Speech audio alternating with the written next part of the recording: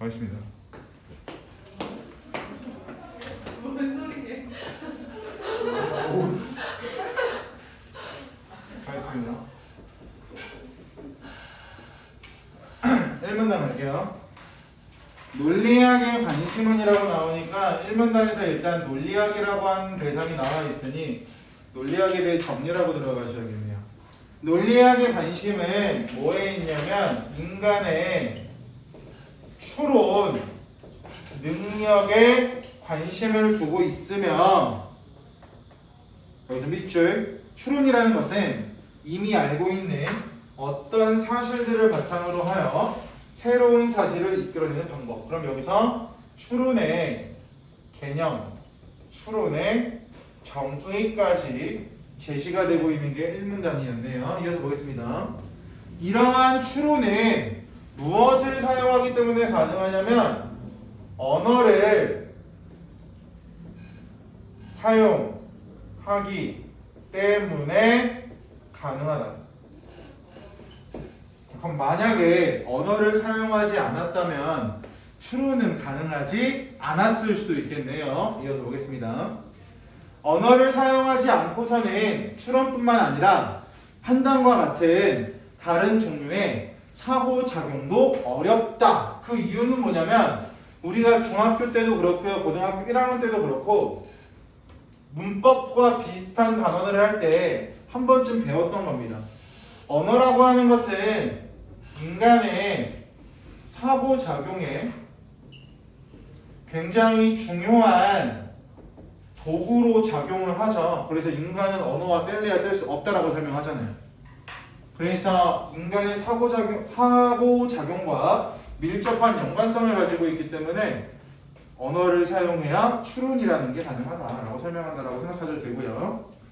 그렇기 때문에 추론을 하기 위해서는 우리가 알고 있는 사실이나 알 수 있는 사실을 어떤 언어 형식으로 표현하느냐가 중요하답니다. 그리고 논리학은 인간의 머릿속에서 일어나는 추론 능력 또는 추론 작용이라고 하는 것을 객관적인 언어 세계에서의 관계로 표현하고자 하는 것이 논리학에서 말하고자 하는 논리학이기 때문에 그러한 언어적 표현의 기본 단위를 무엇으로 하느냐가 중요하답니다. 즉 추론이라고 하는 부분에 있어서 언어 형식으로 표현되는 것이 중요하다. 또는 추론이라고 하는 영역에 있어서 언어가 굉장히 중요하다. 즉 언어의 중요성을 알려주는 문단이 1문단이었다고 보시면 될 것 같아요. 2문단 들어가실게요. 논리학에서 말하는 언어적 표현의 기본 단위를 뭐라고 말하냐면 중요한 키워드 하나 나오죠? 명제라고 부른다. 그것은 여기서 말하는 그것은 명제가 되겠죠? 명제는 일반 구체적인 언어로 표현. 논리학에서 가장 중요한 게 언어니까 언어로 표현한다라고 하는 건 중요할 수밖에 없겠죠. 때문에 2번 언어 사용에 필요한 문법적 제약을 받는다. 하지만 세모 그 언어가 여기서 말하는 그 언어라고 하는 건 명제를 표현하고 있는 언어가 되겠죠. 명제를 표현하고 있는 그 언어가 반드시 우리가 일상생활에서 의사소통을 위해 사용하고 있는 자연 언어일 필요는 없다. 일단 명제에서 표현될 수 있는 건 자연 언어라고 하는 것을 명제로 나타낼 수가 있겠네요. 근데 자연 언어일 필요가 없다라고 말하니까 자연 언어 말고도 명제가 될 수 있는 언어가 존재할 거야. 뒤에서 볼게. 우리가 원하는 사실을 진술할 수 있는 언어라면 수식이나 코드와 같은 인공 언어라도 상관없는 것이다. 즉 인공 언어도 명제로 표현할 수 있다.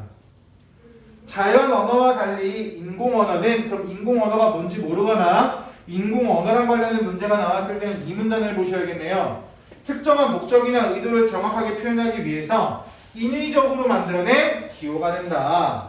이러한 인공 언어는 자연 언어보다 사실들 간의 관계를 정확하게 표현할 수 있는 장점. 인공 언어에 대한 개념도 나와 있고요. 인공 언어의 장점도 나와 있네요. 그죠? 그러나 자연 언어만큼 다양하고 풍부한 표현을 하지 못하는 한계, 장점도 나왔으니까 단점도 나온다. 3문단으로 가겠습니다.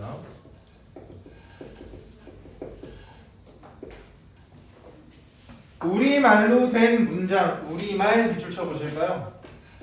우리말이라고 하는 것도 언어죠. 그리고 영어로 된 문장, 영어도 밑줄 쳐보실까요? 영어도 언어가 될 겁니다. 결국 우리말과 영어라고 말하는 이 두 부분은 언어의 종류에 대해서 구분하고 있다라고 봐도 되겠네요. 한국어, 외국어 이런 개념이 되겠죠. 문장이 밑줄 똑같은 하나의 사실을 진술한다고 할 때 그 두 문장이 표현하는 명제는 같다 밑줄 쳐보시면 그 부분에도 중요한 정보를 하나 뽑아내셔야 되는데 결국 명제라고 하는 것은 언어의 종류는 달라도 괜찮고 언어의 종류보다 어떤 사실을 기술 말하느냐가 더 중요하다. 언어의 종류 따위는 상관이 없다. 언어가 달라도 결국 똑같은 사실만 전달하면 괜찮다라고 말하고 있으니까 특이사항이 없겠죠. 이어서 보겠습니다. 어떤 사실을 진술하는 명제는 당연히 참일 수도 있고요. 당연히 거짓일 수도 있을 겁니다. 이때 밑줄 한 명제가 지닌 참과 거짓의 속성을 뭐라고 하냐면 진릿감이라고 합니다.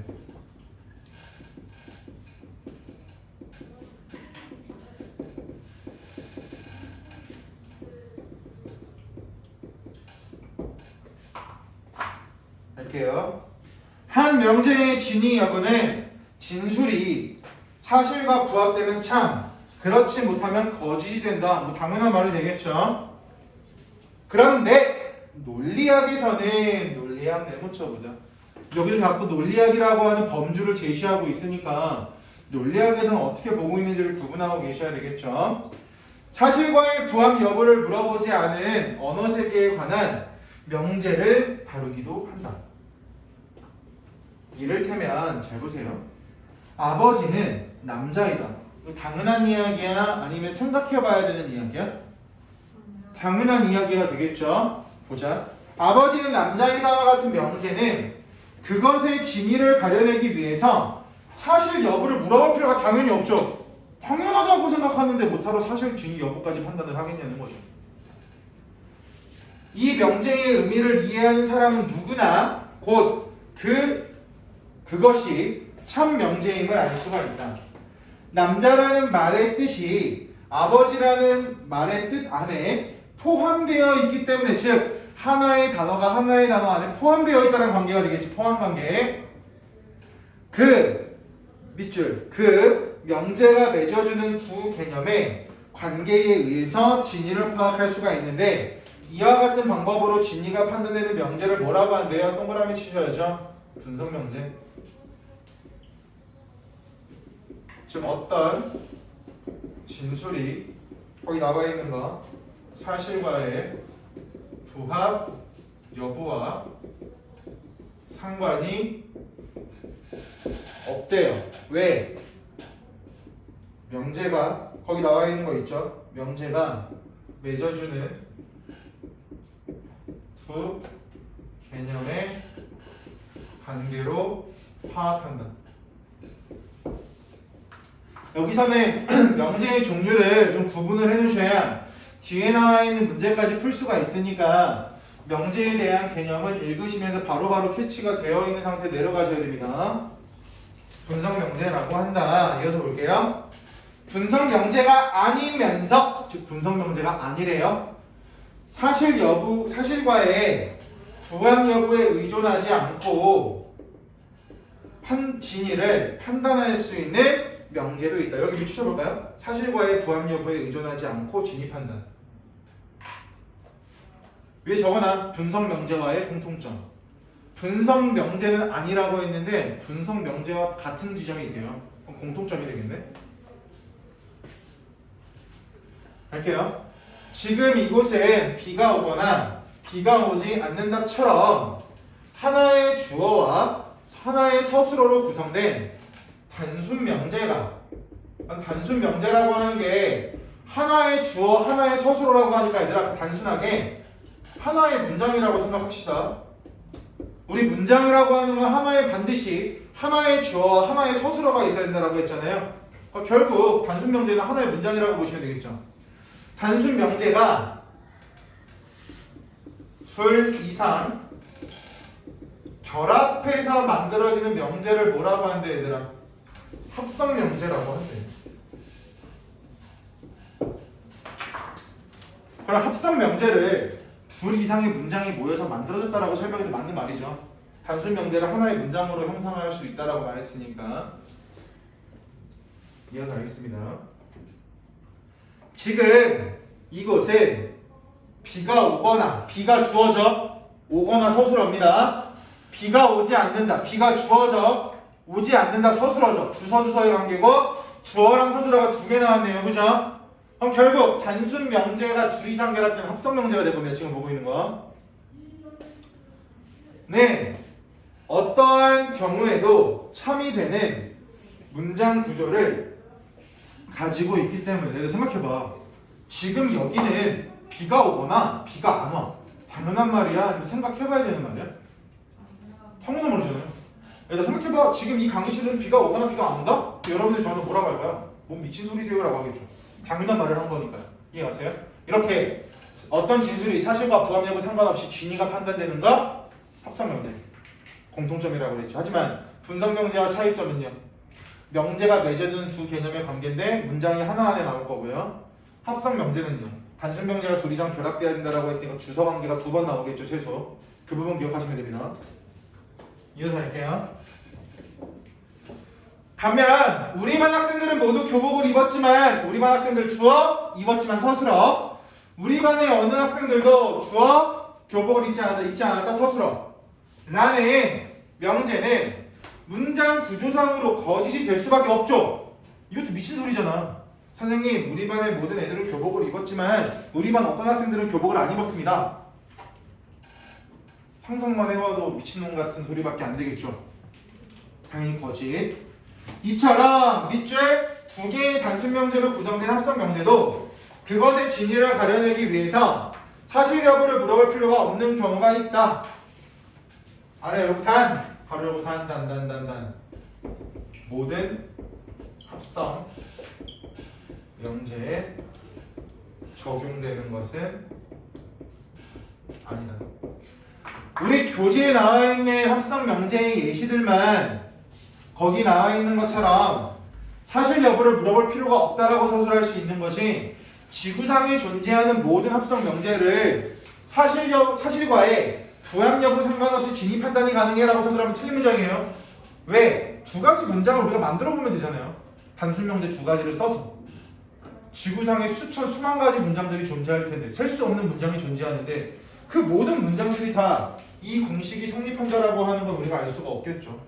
그 부분을 생각해 보시면 됩니다. 그 다음 5문단으로 갈게요. 개념관계 동그라미 위에 적어놔. 분석명제. 개념관계라고 하는 걸 왜 분석명제라고 볼 수 있냐면 애야 두 개념의 관계로 파악하는 게 분석명제라고 했잖아. 거기 나와 있는 개념의 관계가 분석명제가 되겠죠. 또 문장 구조, 일단 문장 구조 네모. 문장 구조라고 하는 거 아래다가 EX라고 해서 적어 놓을까요? 홈문장, 격문장? 기억나세요? 주어랑 서술어가 하나냐 두 개냐에 따라 나누잖아요. 그게 문장 구조에 나오는 개념이었습니다. 그러면 홈문장과 격문장처럼 주어와 서술어의 개수가 중요하니까 문장 구조라고 하는 건 합성명제가 되겠네요. 가겠습니다. 문장 구조에 의해 명제의 진위를 판단하는 것 이외에도 밑줄 한 명제와 몇 개 명제들과의 관계에 의해서 진위를 결정하는 방법 및 줄. 그게 세 번째 방법이야. 세 번째 방법. 근데 걔도 괄호 열고 적어놔. 사실과 부합 여부 상관 없이 진위 여부 파악 가능.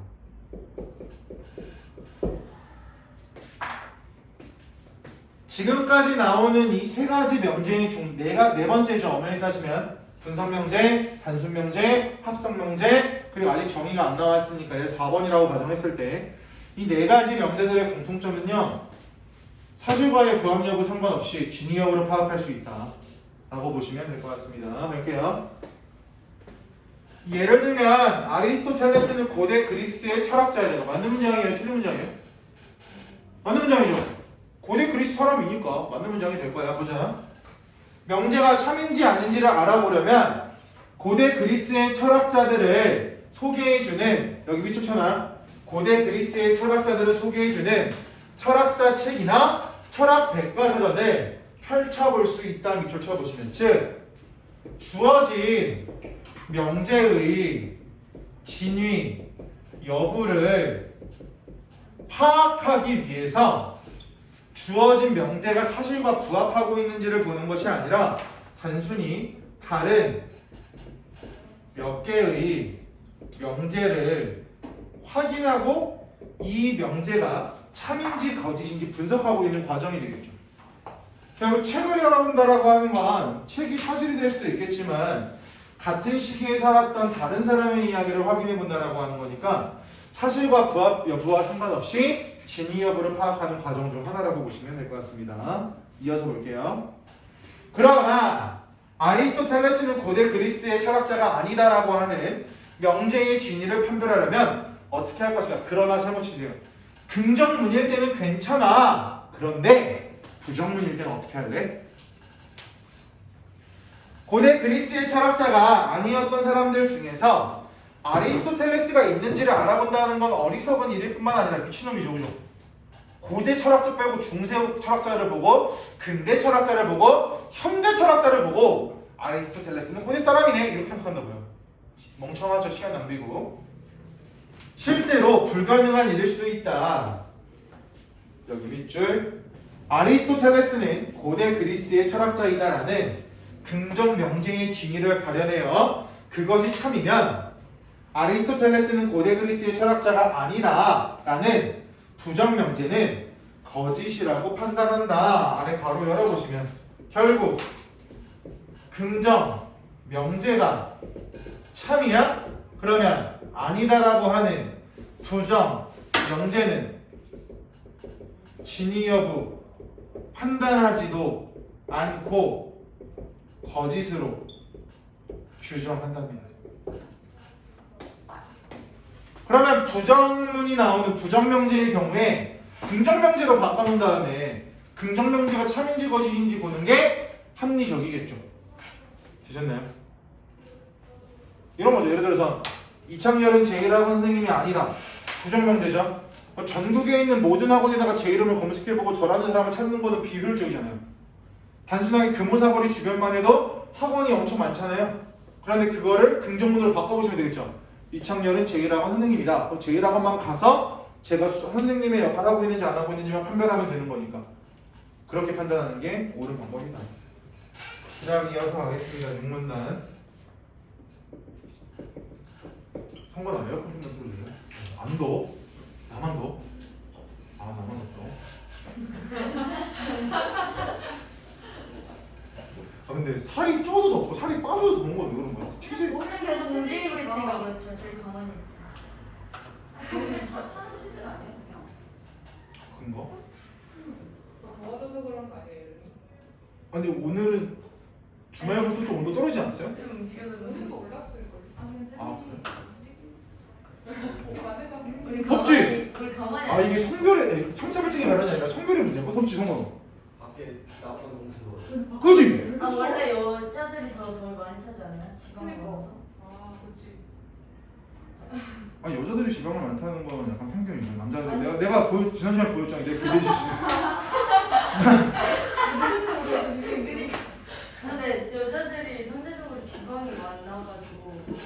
아니 성별 차이로. 내가 영상 촬영 중인데 뭐 남기면 안 되는데 제 교무실 옆자리에 앉아있는 선생님이죠. 팔자로 이렇게 걸으시는 분 있죠. 다리 다치셨던 그분? 맞아. 그 팔자로 걷는 선생님 계시죠? 아세요? 훈인가? 맞아. 백종훈 쌤. 훈이? 내가 훈이라고 외치고잖아. 제 바로 교무실에 가면 제 바로 옆자리에 조폭 셔츠 가끔씩 입고 오시는 분. 조폭 셔츠? 누수이 알려주니까 그분이 PT를 내가 운동을 시작하고 한 4월인가 5월 달에 다이어트를 하겠다고 PT를 결제를 했어. 한 달 해가지고 살이 좀 빠졌어 확실히. 근데 막 술 먹고 이러길래 내가 엄청 잔소리했거든. 그러니까 내가 그 만두 친구한테 받는 잔소리 스트레스를 그 선생님한테 풀어. 근데 다리 다쳤지, 운동 못했지, 그걸 보고 용현쌤이 딱 한마디 하셨어. 비트코인이 가격이 상승하는 것처럼 거의 그 최고치를 전고점이라고 하거든요. 그러니까 예를 들어서 100kg이 그 사람의 이제 최고 몸무게면 100일이 되면 전고점을 뚫었다라는 표현을 써요. 다리 다쳐도 운동 못하고 계속 먹기만 하니까 용현쌤이 교무실에서 선생님 다 있는데 한 달 전쯤에 훈쌤은 거의 몸무게가 전고점을 뚫겠네 이렇게 놀렸어. 그러고 나서 막 운동하겠다 맨날 마음만 먹으면 운동하겠다 막 이러는데 그 종훈쌤 아버님께서 군대에서 장교 출신이신데 이제 전역을 하신 거야. 근데 그 아버님 기준점은 뭐냐면 남자는 삐쩍 마르는 것도 관리 안 한 죄가 있고 무분별하게 살이 찐 것도 죄가 있다라는 마인드가 있으시대요. 그래서 50kg에서 60kg가 되면 뭐라고 하신대. 남자가 왜 이렇게 말랐냐. 반면에 80이 넘어가거나 90이 넘어가면 관리도 못하고 온갖 비속어랑 비속어를 써가시면서 이렇게 말씀을 하시는 거예요. 되게 넓어. 그러니까 이제 아버님의 그 기준적으로 바꿔 거야. 60 이상 80 미만 또는 60 이상 85 이하는 거예요. 이게 집에 갔다 올 때마다 아버님이 이제 그 쌤을 보고 한숨을 쉬는데 딱 앞에 있으면 보자마자 너는 그래서 집에만 갔다 오고 다음에 월요일날 출근하잖아? 선생님도 다이어트 할 거예요. 거의 습관처럼 말하는 내가 해. 내가 안 믿어 해. 진짜 할 건데 저 마음 먹을 거예요 할 거예요 하다가 지난주인가 선생님 저 드릴 말씀이 있습니다. 왜요? 그랬더니 PT 선생님이 저를 손을 놨대. 자기가 수많은 사람들을 이제 다이어트 목적의 운동을 시켜봤지만 이 사람처럼 한결같이 살이 빠지지도 않고 느는 사람 처음 봤다는 거야. 그래서 내가 그 사람들도 직업인데 그 사람들을 포기하게 하는 선생님의 의지가 진짜 어메이징한 거 아니야. 그랬더니 자기는 당당하대. 그럼 점점 살코기 돼가지고 막 이렇게 누굴까? 되어 있는데 더위를 엄청 타고 땀을 엄청 흘려. 그냥 그 사람 보고 나는 남자와 여자의 더위 차는 정도가 아닐 거라고 생각을 하고 있다가 딱 상관이가 좀 더워요라고 말하길래 이거 맞는 공식인가? 더운 것까지는 아니고 딱 적당히 써. 그래요? 아니 더. 아예 가만히 있어. 그래서 부모님들이 더울 때 가만히 있어요라고 말하는 게 이런 거구나. 가만히 있으면 안 더워. 그러니까. 막 소리 지르고 움직이고. 이렇게 맨날. 그러니까 부모님 말씀이 맞아. 맞아. 엄마 말 들어서 진짜. 야, 더 가만히 있어. 시원해져. 엄마 어떻게 더운데 가만히 선풍기 틀어줘. 가만히 있으라고. 우린 틀잖아. 역시 어른들의 말은 믿으셔야 됩니다. 하지만 듣지 않죠. 엄마 말 들어서 진짜 안 좋을 게 없어. 맞아. 그건 맞아. 하지만 들으면 지는 것 같아요. 왠지 좀 이런 거 있잖아요. 제가 이번에 주말에 연습하면서도 검정으로 할까 말까 엄청 고민하다가 어차피 여름에만 이제 갈색으로 할 생각을 하고 있어가지고 이제 아무런 그러니까 내가 하고 싶은 대로 하겠지만 부모님한테 여쭤봤어요. 어머니한테 어떻게 할까? 이랬더니 너 어차피 곧 검정색으로 할 거 아니야? 할 거야. 이랬더니 뭐다 돈 2번 써. 검정색 해. 그래도 엄마 검정색이나 갈색이나 물어봤거든요. 평상시 같으면은 막 이렇게 말씀해 주세요. 원래 검정색일 때는 염색 못하는 거 아시니까 야 갈색이 좀 나아 이렇게 말씀하시거든요. 그나마 좀 부드러워 보여 안 세 보여 이렇게 말씀하시는데 갈색일 때 물어보면 항상 그래요. 어차피 검정색으로 할 건데 검정색 해. 엄마 좀 말 좀 제대로 해주면 안 돼? 그러면 검정 그러면 어머니가 맞죠. 어차피 염색을 할 건데 돈을 2번 써? 아깝네. 이왕 어차피 다음 달에 다시 검정으로 돌아가니까 검정으로 해야지 라고 생각하지만 아씨 싫어. 네, 받는 것이. 이게 나이가 드나 젊으나 똑같아. 성격 아니에요, 성격? 너희들도 근데 그러잖아. 왠지 부모님 말씀이 맞는 건 맞아. 하지만 한 번에 오케이를 따르면 맞아. 왠지 지는 거잖아. 맞아. 한두 번 튕기잖아. 그래서 약간 남녀가 밀당하는 것처럼. 그러니까 그러지 않은 친구들도 있겠지만 부모님 말씀하신 걸 바로 하면 그런 거 있어. 좀 엄마가 지는 거 같아. 나가는데 야 우리 축제 옷 더 입고 나가. 아 됐어 뭐. 그렇지. 나가는 개회요. 아 이런 거 있어. 사소하지만 이런 거지. 알겠습니다. 마지막입니다. 한 명제의 진리값이 다른 명제나 명제들의 진리값에 의해서 결정되는 또 다른 예는 밑줄 논리적 함축 관계에 있는 명제들.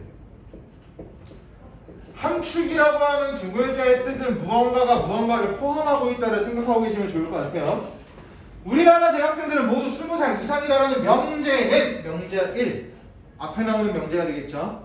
뭐 안명제라고 그냥 말할게. 안명제. 땡땡 대학생들은 모두 20세 이상이다. 뒤에 나오니까 뒷명제라고 설명할게요. 를 논리적으로 함축한다. 당연한 이야기가 되겠죠. 그죠? 그러니까 이거야. 벤다이어그램 동그라미 그려보면 돼요. 우리나라 대학생들은 20살이야. 그러면 A대학교 대학생은 20살 이상이야. 그럼 A대학교 대학생도 20살 이상이죠. B대학교도 20살 이상, C대학교도 20살 이상이 될 거야. 이걸 말하는 거라고. 한편 A와 B가 형제라는 사실을 확인할 수 있는 방법은 여러 가지가 있겠지만 A가 C의 아들, B도 C의 아들이라든지 A가 C의 형제, B도 C의 형제라는 사실을 통해 A와 B가 형제임을 알게 되는 것은 그런 사실들을 진술하는 빛을 명제들 간 논리적 함축 관계에 의해서 알게 된 방법이다. 예를 들어서 지호 부모님 성함이 A라고 가정을 할게요. 그럼 지호도 A가 부모님이고 지호 동생인 지아도 A가 부모님이야. 그럼 지호랑 지아가 남매관계라고 하는 건 자매관계라고 하는 건 여기 나와 있는 내용을 바탕으로 본다면 이러한 것이 논리적 함축이다라고 설명할 수가 있겠죠.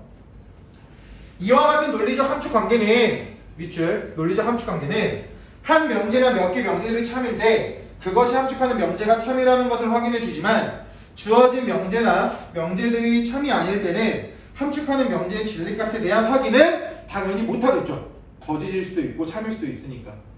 작년 덕성여고 했던 비문학 독해랑 비슷합니다. 덕성여고 나온 분들은 시험에 나왔던 명제 진리값이라고 하는 비슷한 부분이 있었습니다. 마지막 문단 밑줄 명제는 논리학에서 판단이나 추론의 기본 단위 밑줄. 결국 마지막 문단에서도 명제가 어떤 게 중요한지를 개념을 내려주고 있고요. 가겠습니다. 1번 사실의 진위 여부를 판정. 2번 명제의 진위 판정을 통하여 올바른 지식체계를 세울 수 있다. 따라 3번 올바른 판단이나 지식체계의 확립. 마지막 4번 명제들의 논리적 관계를 꼼꼼하게 따져보는 노력이 필요하다. 4가지 문제가 있습니다. 25번 독서 목적을 고려하여 독서 목적 동그라미 쳐보시면 독서의 목적은 다양합니다.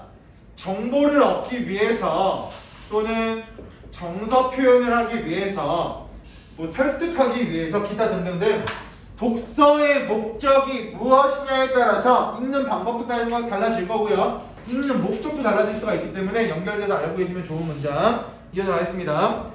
독서 목적을 고려하여 밑글을 추천하고자 할 때 가에 들어갈 내용으로 적절한 것은 아래다가 가로열고 적어놓을까요? 주제 파악하기. 이런 문제들은요 주제 파악하시면 돼요. 중심 내용. 정답은 3번으로 끝나겠죠? 26번 내용을 친 문제죠. 정답이 어렵지 않았을 겁니다. 4번입니다. 인공 언어를 사용하면 인공 언어를 명제에 사용할 수 있다라고 했습니다. 그런데 명제라고 하는 것 자체는 문법적 제약이 있다라고 했죠. 그런데 오른쪽 보세요. 문법적 조건에 구애받지 않는다라고 나오니 구애받는다라고 바꾸셔야 맞는 문장이 되겠죠. 명제에 대해서 이 문단이 정리가 되고 내려오셨다면 어렵지 않았던 문제 27번 가겠습니다. A. 총각은 결혼할 성년 남자이다. 사실과의 부합 여부 상관없네요. 그죠? 그리고 명제가 맺은 두 개념 총각과 성년 남자라고 하는 개념의 관계로 파악하는 거죠. 그죠? A 분석 명제. B는요 분석 명제이지만 자연 언어가 아니죠. 기호와 같은 인공 언어를 사용한 분석 명제가 될 겁니다. 그래서 보기에 ABC가 뭔지가 분석이 돼야 문제가 풀려요. A는 자연 언어를 통한 분석 명제, B는 인공 언어를 통한 분석 명제, C는요 아니다가 나왔네, 그죠? 그럼 우리 본문에 나왔던 아니다는 어디만 나왔어, 얘들아? 부정 명제 나왔던 여기밖에 없었어, 그죠? 그럼 부정 명제를 뭐로 바꿔야 돼? 현명하게 바꾸려면 긍정 명제로 바꿔야 정답이 나온다라고 했잖아. 이 개념까지 떠올리고 ABC를 분석하시면 돼요. 정답은 5번으로 끝나죠. 옳지 않은 거 5번 볼게요. C는 A와 달리 사실과의 부합 여부가 참과 거짓을 판별하는 중요한 기준. 얘들아, 분석 명제 사실과의 부합 여부 상관없다며. 그리고 이것은 여기 나와 있는 명제들이 전반적으로 공통되는 공통분모였잖아요. 그렇기 때문에 이 문장은 틀린 문장이니까 정답은 5번이 될 거고, 3번 같은 거 잘 보세요. 아니다라고 하는 부정 명제는 긍정 명제로 바꿔서 봐야 된다라고 앞에 봤잖아. 그러니까 바꾸라는 거야. 3번 정도가 헷갈렸을 겁니다. 나머지 명제는 개념 잡으시면 어렵지 않았을 거고요. 28번. 보기는 윗글을 읽고 찾아본 자료이다. 이를 참고하여 A부터 D에서 보일 수 있는 반응으로 가장 적절한 것은 보기 갈게요. 어떤 두 명제의 PQ 가운데 한 명제가 참이면 다른 명제는 거짓일 수밖에 없고, 둘 가운데 한 명제가 거짓이면 다른 명제가 참이래요. 그럼 계속 반대로 얽히고 얽히네요, 그죠? 얘를 동그라미 모순관계. 명제 PQ가 모순관계에 있는 합성 명제는 항상 참이 된대요. 반면 세모.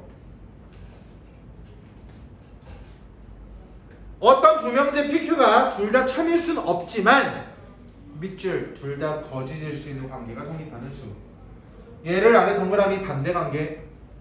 둘 다 참은 안 돼. 하지만 둘 다 거짓일 수는 있어. 얘가 반대 명제래. 반대 관계.